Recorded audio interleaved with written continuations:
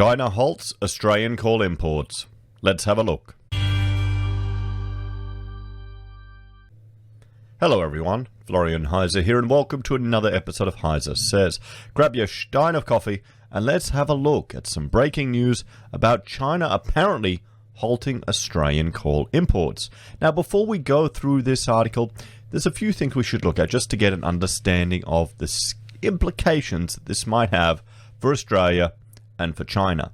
So if we jump over here, we can see one of my favorite websites, the Observatory of Economic Complexity. And it's kind of a meme how often I look at this, but it is really important to get an appreciation of the quarry that our country is here in Australia, guys, okay?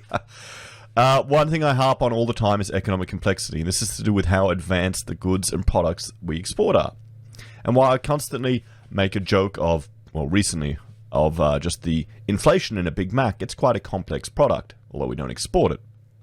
You know, if you think about it, all the things that go into producing that food item, some of the things we export, you know, it's coal, minerals, that's not more advanced products. Our manufacturing process only goes like to tier 1, we haven't leveled up to tier 2 or 3. Or we used to, but it hasn't lasted. So we're at rank 73 in the world. The Harvard Atlas ranks us even worse. And you can see here what our main exports are. Coal is one of our biggest. Coal is one of our biggest. And we click on it, we can see where it is all heading. Okay, India, Japan, and China. So China is our third biggest destination for coal. So a big chunk of it is heading over to China. But not all of it. Not all of it. So if they were to halt our coal imports, well, that's a big political statement. It will certainly have a huge impact on that sector. It will certainly have a huge impact on that sector. Now, if we jump over here, this is Google Earth. And what I have here is the operating mines in Australia from the Australian Mine Atlas, you can see here. This data is from 2014, but it's kind of the most up-to-date I can get to easily represent where all the coal mines are. So if I turn it on and off, you can see all the little pins appear and disappear. So let's just turn on coal. Have a look there. You can see where all the coal is. Hardly anything in Western Australia. The Australians, you know, the nation that is proposing to leave Australia, where is it? They've got iron ore, pretty much. Iron ore. Here it is. Look at that. When you turn that on. So they're the iron ore state. And over here, on the east coast, we're the coal miners. We're the coal miners. I'll just turn off the roads. We can see here, there you go. You can see all of the different... I mean, I recognize a lot of these names. We did a lot of work back when the coal mine... Well, when the coals were booming. Back in 2011, around then. When just engineering and those jumped. You know, Blackwater. We did proposals for all of these places. We actually... Where's Dornier and Caval Ridge? It's a bit further north, isn't it? There we go. Peak Downs. Moranbah North. I can't find it. But they're the ones we worked on. They're the ones we worked on, Dornier and Caval Ridge, or the big ones. They're, you know, about 20 million a pop. So you can see coal is an important part of, I would say, Queensland, New South Wales, and Victoria. I mean, there you go, New South Wales. I don't know how Labor can be arguing against coal mining or coal exports. It just seems like it's ludicrous. It seems like they've completely abandoned their base. I mean, look at this. Yeah, now, this region... coal mining wouldn't be important to that region, wouldn't it? Nah, not at all. Not at all. So, it would affect, well, it would have an impact on at least 3 economies. It'll have an impact on the whole of our country. Now, what about China? What about China? We can see here, right now, this is the Chinese economy from the Observatory of Economic Complexity. They're ranked 30th in the world with regard to complexity. The scale of their economy is just, well, quite big. Blows ours out of the water, guys. We're tiny. We're tiny. Now, you see Australia, a big chunk of our coal exports go to China, nearly 20%, 18.6%. If we look at, in total, all of our exports to China, it's over 30%. But if we scroll down here, we can see China actually exports coal. They export it as well. The majority of theirs goes to South Korea and Japan, too. They don't export much. We scroll down here, their coal imports, 55% comes from Australia. It gets some from Indonesia, Mongolia, Russia, and Canada and the US. So 55%. So, well, you'd there's been a lot of economic development in Mongolia. There's a boom going over there. Last time I was talking to people from Mongolia, a lot of industrial, coal mining, production happening there. Could they usurp Australia as a supplier of coal for China? It's a lot closer. And China actually has. They actually have coal. Have a look here. This is just from Worldometer looking at their coal reserves. They're fourth in the world with global ranking. Fourth in the world. Their coal production is first in the world, and their coal consumption is first in the world. They've got a yearly deficit, and that's why they import so much. But they've got huge reserves of coal, everyone. China holds 149,818 million tons of proven coal reserves as of 2016, ranking fourth in the world and accounting for 13% of the world's total coal reserves. China has the equivalent of 34.7 times its annual consumption. This means it has about 35 years of coal left at current consumption levels, excluding unproven reserves. So they have coal. They have coal. They could ramp up their own consumption levels. That could be a benefit, but it's getting access to it. One of the advantages Australia has is we've got modern infrastructure. We've got all the mines everywhere. We've got all the ports that can provide easier access to that. One thing, if we jump up here, we can see right now, I'll bring up the live shipping data to give everyone an appreciation of just all the shipping that's flooding out of Australia. So you can see here all the green, they're the bulk carriers. There you go. Right there. There's the coal, there's the iron ore shipping out, coming to and fro from Australia. So there's a few other things to look at. Now, with regards to, concern, I'm just bringing up a slider here, regards to concern with coal usage, there's this article here. Now, CO2 emissions dropped, and one thing that they measure is nitrogen dioxide with regards to burning of fossil fuels. Now, remember when, just the Chinese New Year, the Chinese economy pretty much just ground to a halt. We were seeing the implications of that, particularly in the rock lobster, or the lobster industry over in WA, because it was so dependent on exports to China. And when Chinese New Year was pretty much cancelled, their industry got hammered.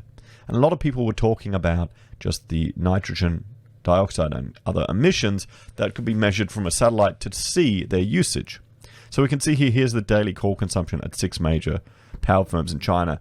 You can see it always, days before Chinese New Year, it went down and then it shot back up. But the return to normal just was delayed. You can see here they could measure a few other things. If we scroll down, you can see the satellite-based nitrogen dioxide level before, during, and after the Chinese New Year holiday. So before 2019, during, after. So it always went down, but it hasn't really returned, or didn't really return at that level. Now we can get the latest data of right now where it is. So this is 2020 average nitrogen dioxide. And you got light, and on the right-hand side, this is the right, and the left is the baseline. So if I scroll over here, we can see we've got September 15 to 2019. Okay, this is the past. This is the average. You got low to higher levels, and you can see here all the activity there, and there's no data here. So we'll scroll all the way back. Look at India. Okay, and now as we bring it over, we can see it turns to 2020. So can you see there? Look at that. There. So our levels have not quite returned back to, have a look, back to 19. Now what I'll do is I'll take a snippet so we can see.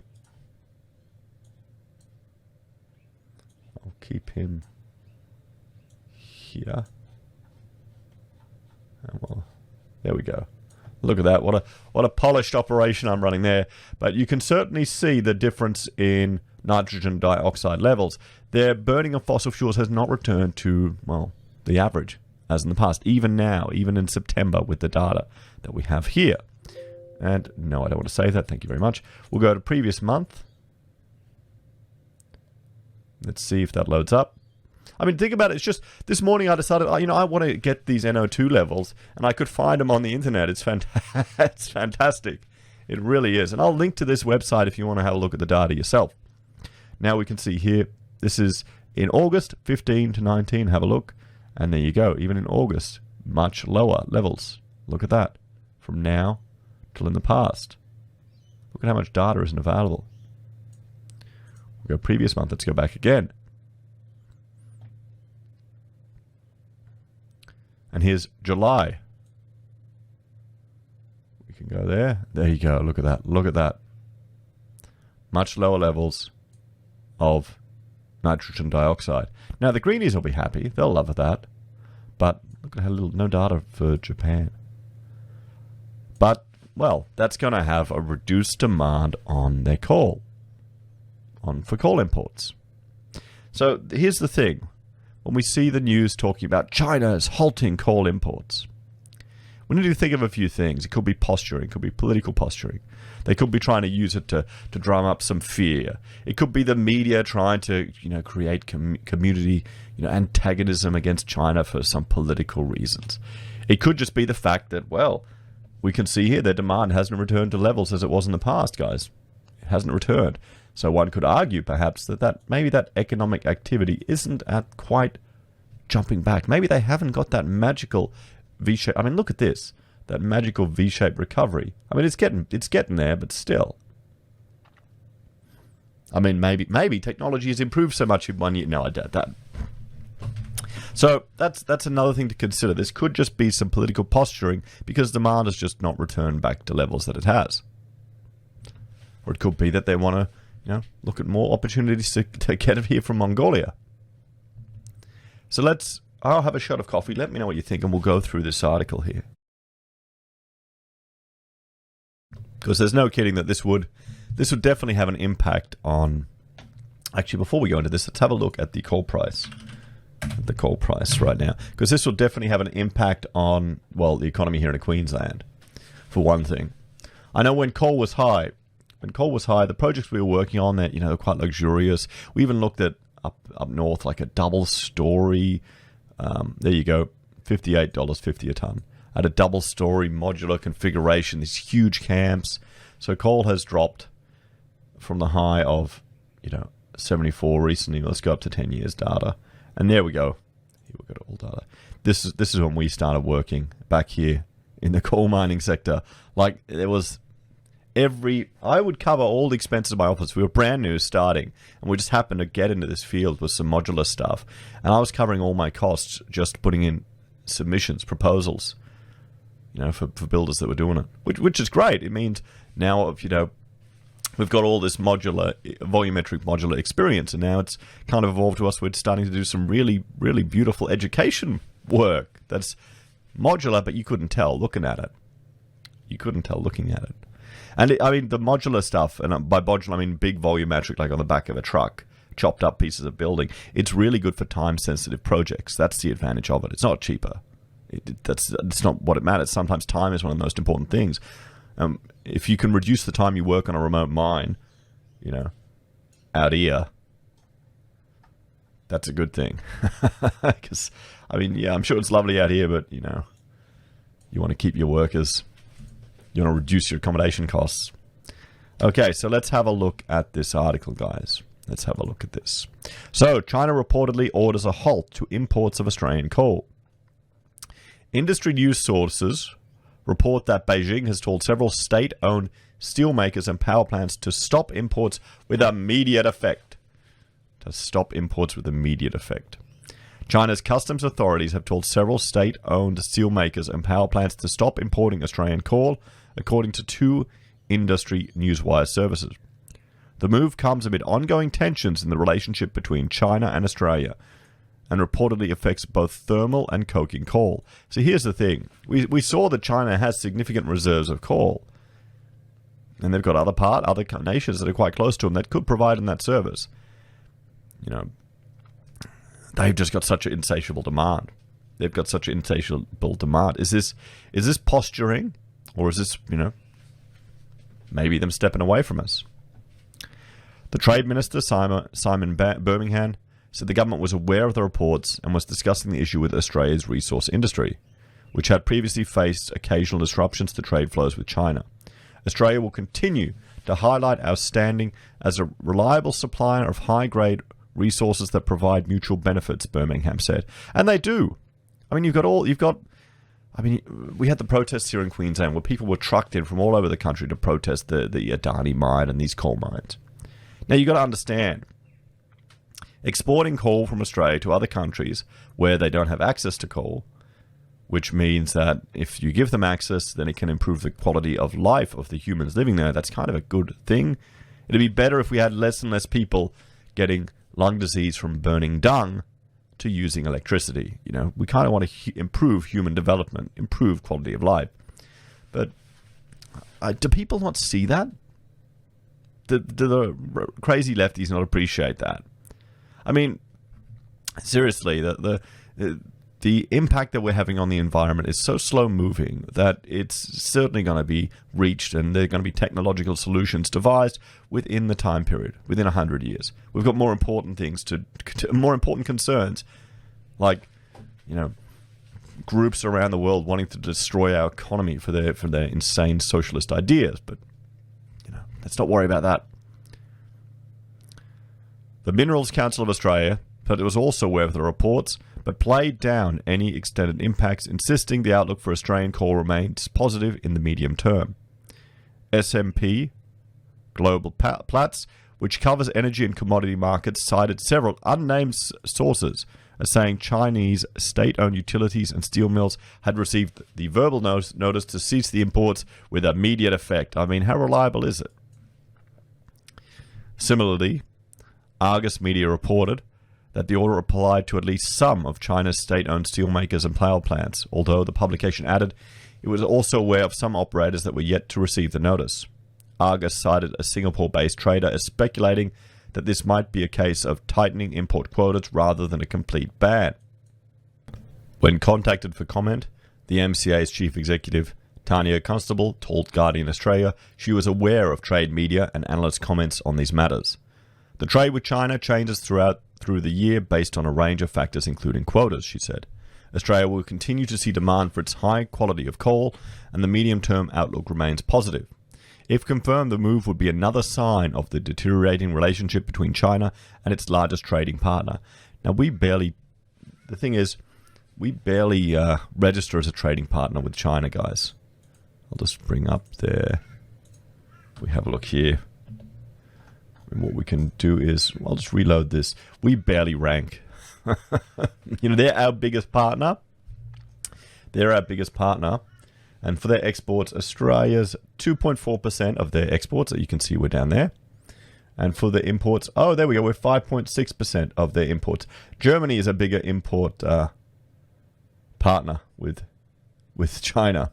Everyone, Germany, Chinese Taipei. We beat Vietnam, we beat Russia, we don't beat the States. So, I guess we're not that small, but still. We do register, but, you know, not as much as some of the others. There are a lot of competitors for our spot there.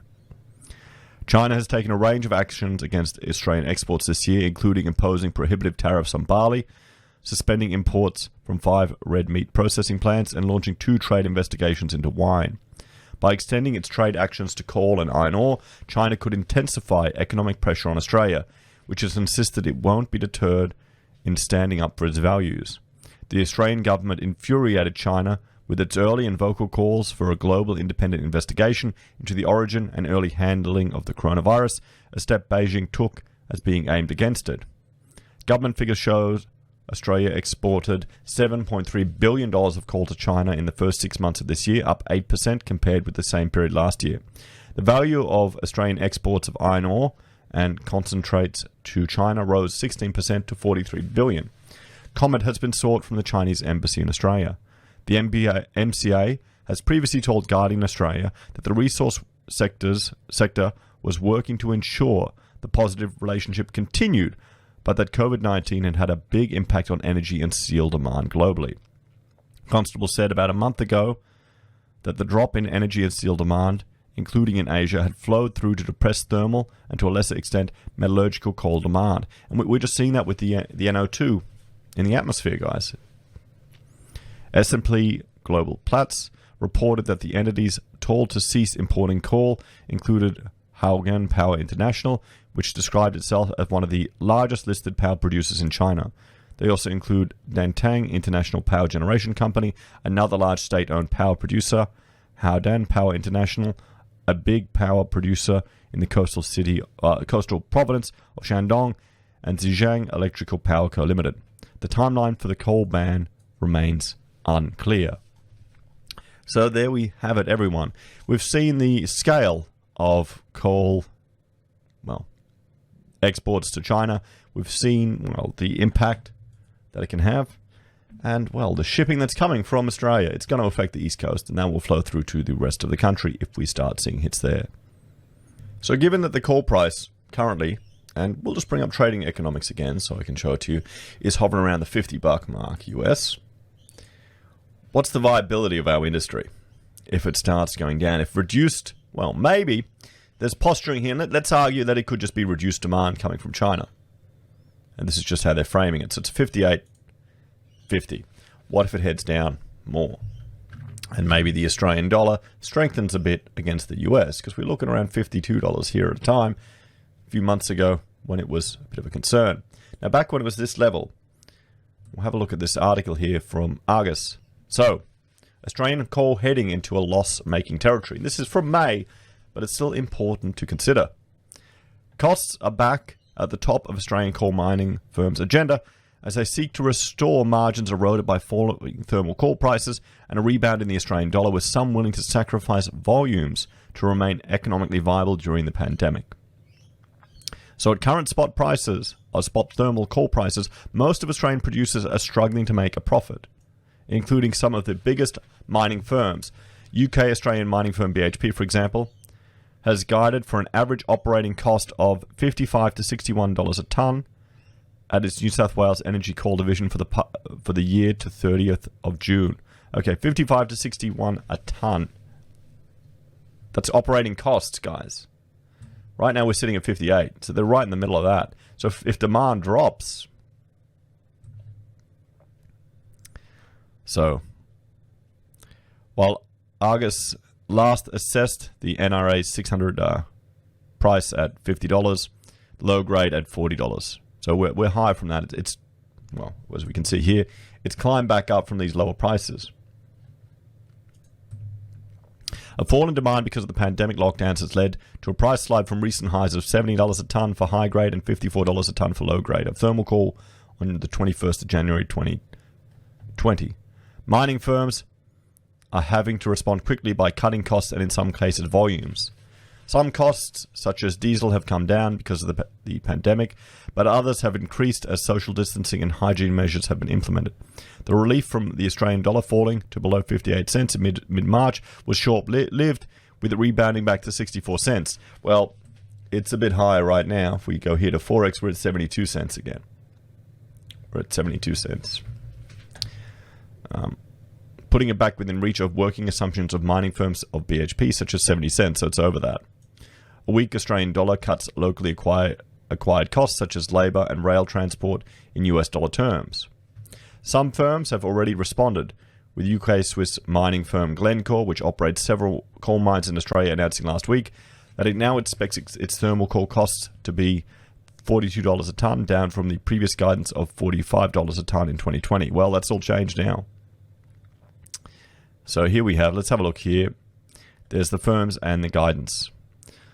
Glencore cut its production guidance along with its costs, mostly because of the effects of the pandemic on its operations outside of Australia. But other Australian mining firms are culling high-cost areas of their operations to improve margins, with junior Terracom cutting guidance at its Blair Athol mine for both its 2020 and 2021 financial year. Smaller mining firms with higher cost operations are more vulnerable to the margin squeeze because they do not have the balance sheet to see them through and are often operating marginal mines. A further or sustained decline in coal prices could see these firms call in administrators or temporary cease production. It could also see mining firms lower cost high-grade areas of their mines, which will improve immediate cash flow but create problems later when these areas are mined out. So here's their guidance. So 55 to 61 for BHP, Whitehaven 46.70 to 48, Glencore 42, Yancoal 44.8. So they've still got a bit of room to move. But what could the impact of that be, everyone? And we'll have to keep that in our minds, guys. We'll have to keep that in our minds. Let me know your thoughts and opinions, everyone. Are you working in the industry? Are you concerned with where it's heading? Do you think this is just some political posturing from China, or is it evidence that, well, maybe their demand is actually lower than anticipated, so they're dropping their quotas? Maybe that's all it is. But will that have an impact? Will that reduce the cost of coal, and will it potentially impact some of these mines? And then would that flow through to the parts of the Australian economy? Hang on, I'll bring up Google Earth here. Particularly in Queensland, New South Wales, and Victoria, well, that have a lot of coal mines. Because, I mean, these mines, working on them, they help me start my business, they help me buy my house, they help me employ lots of people, got us into modular field, helped us start our family. And then we liked having a family, so we kept going with it. So, you know, there's the trickle-down effect, guys, where a large coal company is expanding due to high coal prices, and it just flows all the way down to a little suburban architectural office in Brisbane. So it can work. But if that were to slow down, there were cuts, expansions, CapEx wasn't at the insane levels that it was anymore. Maybe they're just going to, you know, reduce future spending. That can also flow through as well. Let me know what you think, guys. Thank you all for watching. Please like, share, and subscribe to the channel. If you're a fan and want to support the channel, there are a few ways you can. You can buy a merch from HeiseSays or Teespring. You can comment, like, share, or subscribe to the videos. You can support us using any of our affiliate links down below from Independent Reserve, Kucoin, eBay, or Amazon. You can use Gold Pass from the Perth Mint to support us, and thank you very much for the generous donation that came in yesterday. You can join the channel on YouTube or Patreon, and I'd like to welcome all the new members that are supporting the channel. You can also support us by using PayPal. But, you know, I understand if you can't, guys. Thank you to everyone that does. Simply watching the videos and interacting with them and helping them spread really helps. We've just hit 19,000 subscribers, which is just crazy. Thank you all so much for your support and enjoying the content, and I'll see you in the next video.